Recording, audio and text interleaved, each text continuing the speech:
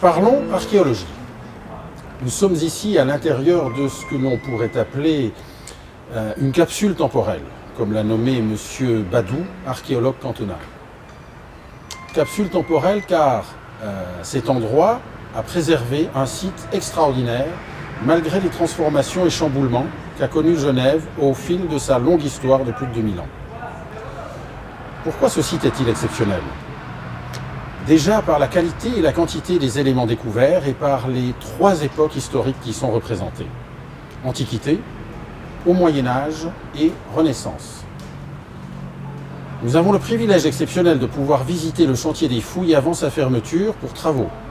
Travaux qui dureront 2 ans et qui aboutiront à une conception muséale hors du commun, permettant au futur public d'avoir accès à ces découvertes par un biais original dans une architecture des plus contemporaines. Nous allons avoir le plaisir d'entendre M. Nathan Badou, archéologue cantonal, et Mme Evelyne Broyer-Ranjouet, archéologue, responsable du chantier et des fouilles qui ont commencé en 2012.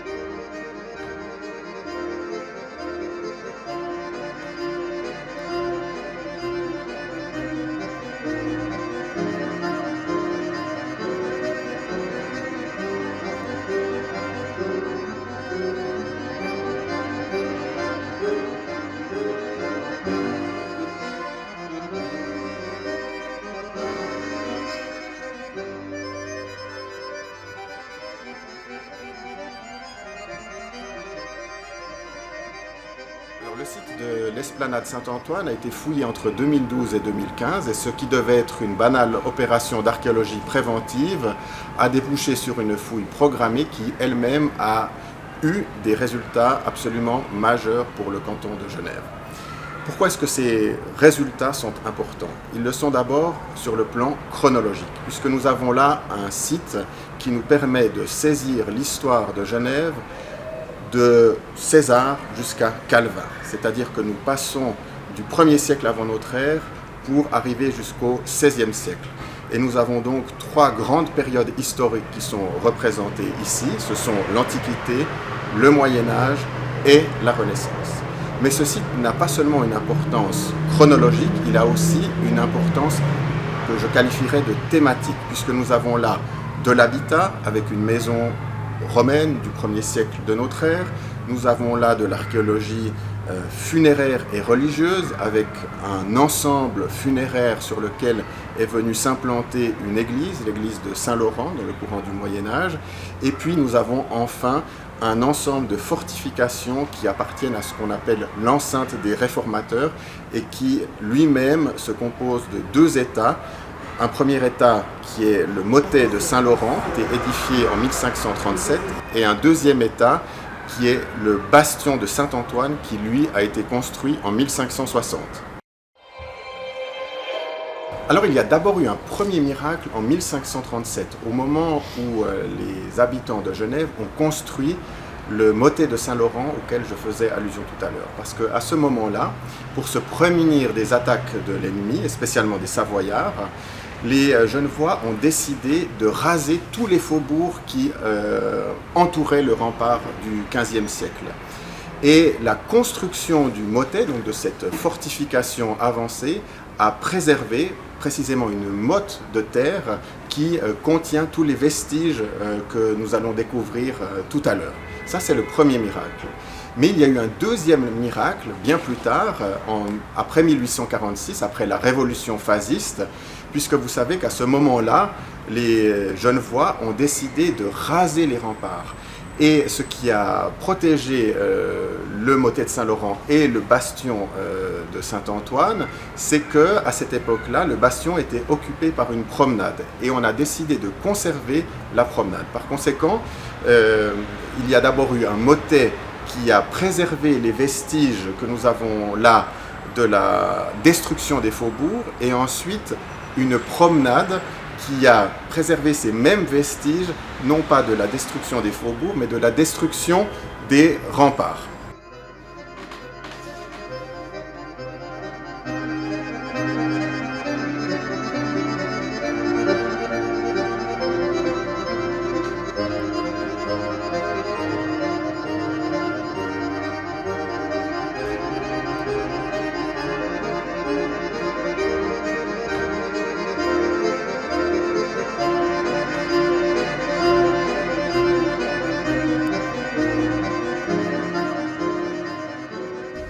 Je me présente, Evelyne Breuiller-Enjouet. Je suis archéologue au service archéologique depuis plus de 30 ans. Et j'ai eu la chance d'être responsable de ce chantier dès son ouverture en 2012. Et je dirais que ce qui m'a le plus frappé, finalement, dans cette expérience de 3 ans quasiment sur le terrain, c'est ces découvertes continues qu'on a faites à mesure que la fouille avançait, que ce soit en termes de vestiges eux-mêmes, que je connaissais en partie, puisqu'on a commencé par la partie gallo-romaine. Comme je suis romaniste de formation, c'est des vestiges auxquels j'étais plus habituée, de fait. Mais ensuite, en arrivant sur le secteur plus réservé à l'église, comme l'a dit tout à l'heure Nathan, eh bien, c'était s'approprier effectivement une nouvelle méthode de fouille, travailler avec une anthropologue que nous avons pu engager expressément à cette fin, et puis bien comprendre à mesure la découverte des vestiges qui apparaissaient sous nos truelles. Et aussi, ce qui était évidemment aussi un challenge ou un défi de fait, c'était que parallèlement finalement au premier mois de fouille, le projet de créer un musée sur les lieux s'est véritablement défini. Une association donc, des habitants de la vieille ville de Genève ayant fait aboutir sa demande de créer ici un site visitable pour le public. Et ça, pour nous, en termes d'organisation de la fouille, ça a complètement marqué finalement nos gestes, puisque à chaque nouvelle trouvaille, on devait se demander si effectivement le vestige qu'on trouvait, il était susceptible de rester dans ce site, visitable par le public, ou si au contraire on pouvait approfondir notre recherche et notre réflexion finalement en regardant ce qui se passait dessous.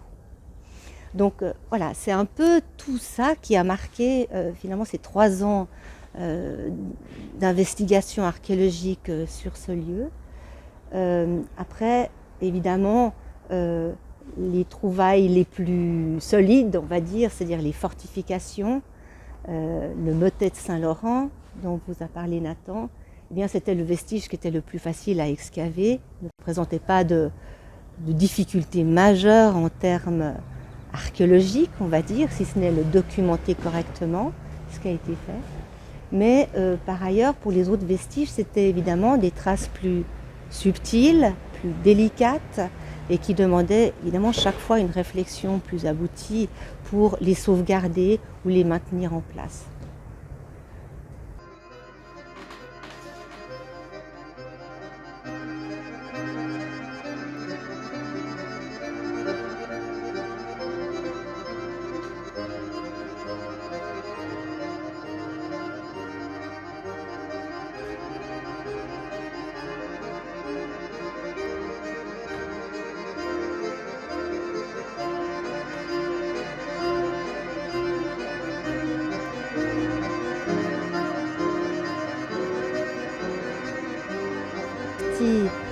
Du chantier qui est la plus spectaculaire.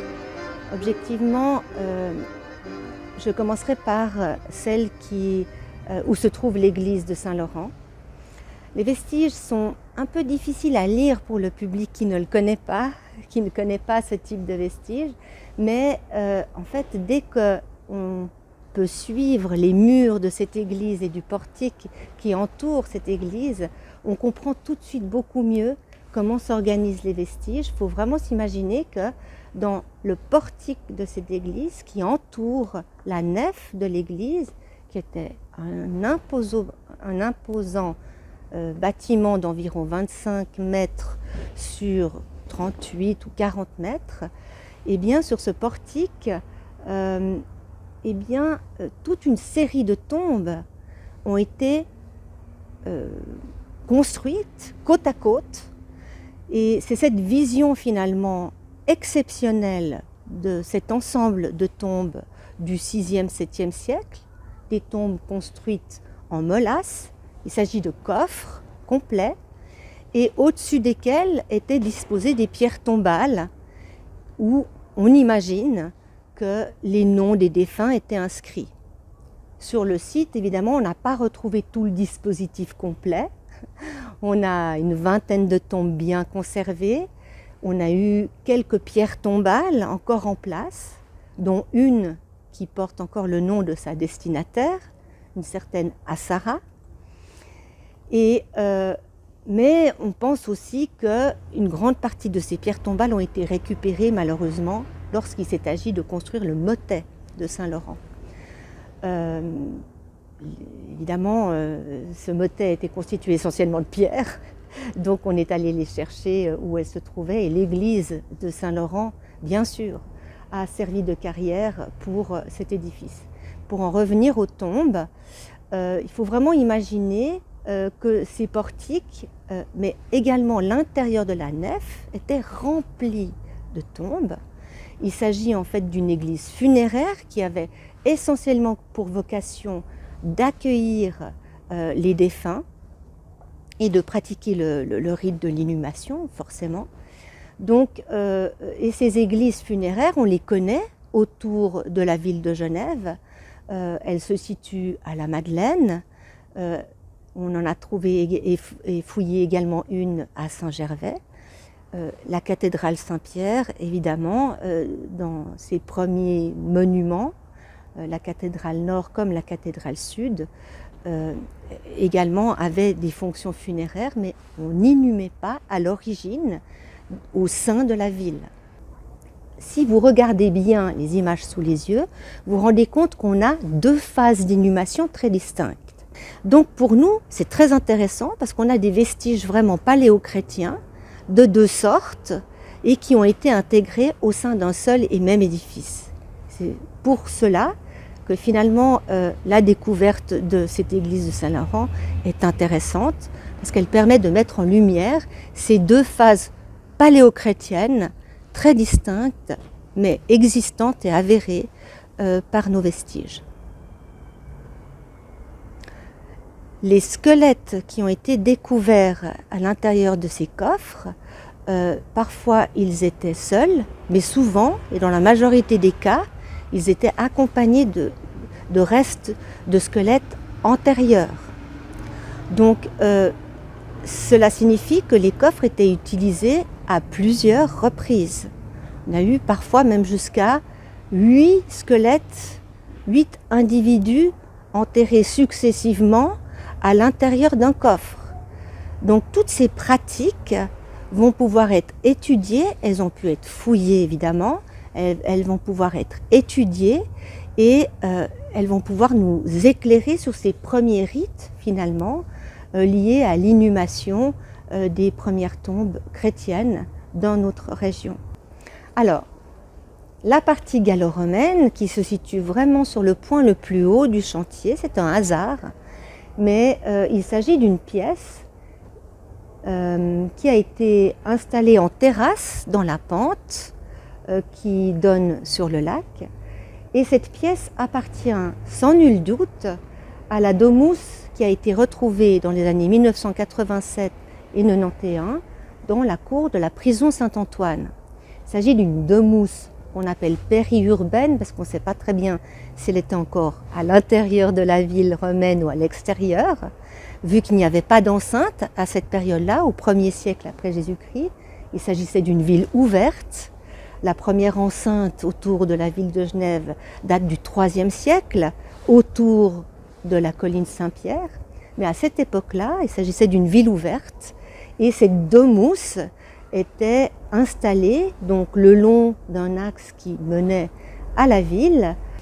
Et cette pièce a la grande particularité d'être installée, le sol de cette pièce est installé sur un vide sanitaire, ce qu'on appelle un vide sanitaire, c'est-à-dire un espace qui permet d'assainir l'humidité du sol de cette pièce. Et cette particularité est constituée d'amphores à huile récupérées. C'est des anciennes bouteilles d'huile qui sont récupérées finalement dans un but précis et dans une position précise, puisqu'elles sont posées tête en bas, dans le sol, plus ou moins implantées dans le sol, sur 2 niveaux.